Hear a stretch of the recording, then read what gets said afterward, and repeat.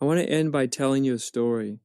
And there are times when certain moments in life somehow encapsulate what we've awakened to. And for me, there was a specific moment when a tremendous amount, it was almost as if the entire spiritual journey was encapsulated for me in this one particular moment.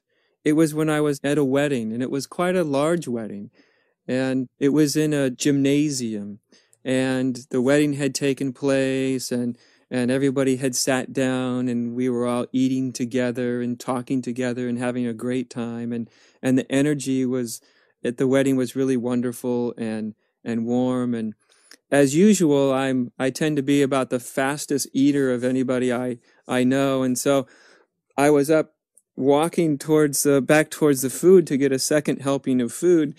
And as I was walking towards the counter where the food was, I loaded my plate up with all sorts of really tasty things. And I turned around, had the plate in my hand, and I looked out over this whole gymnasium full of people at this amazing wedding. And I'd always found that weddings are sort of amazing encapsulations of the human condition, of just humanity itself. And as I looked out into this wedding, I saw the bride and the groom, and they were having a wonderful time. I saw the little children running around playing. I saw the parents that were anxiously trying to control their children. I saw the very old people, and there was this huge expanse of just humanity. And at that moment, it suddenly hit me that I will never again see life as most human beings see it. It was if at that moment I felt like something within me was completely leaving the human condition as it was, the view of things as almost everybody around me saw it. And I had this realization that to view things that way was over for me. It was finished.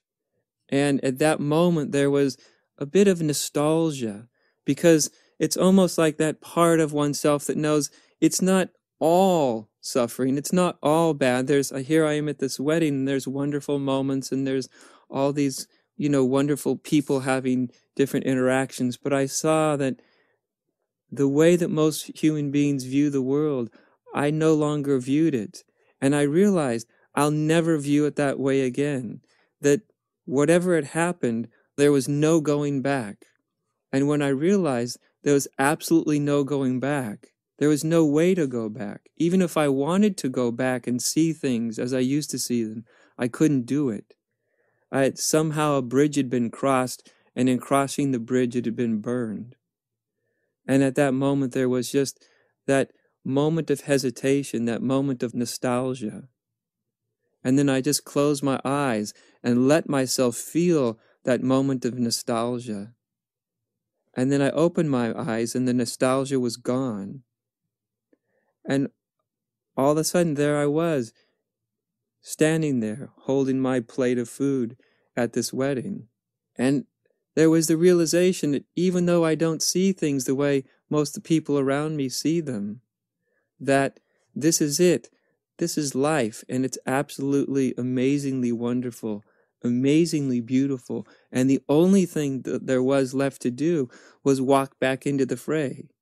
So I grabbed my plate of food and I walked back into the very view that I had just been looking at, and did what everybody else was doing, started talking to this person and talking to that person. And it was at once a moment of recognition, but it was also a moment of realizing, of completely leaving the human condition of seeing things from separateness, but then also the complete willingness to return to it, to walk right back into it, to see that even that was an absolutely amazing manifestation of the deepest reality.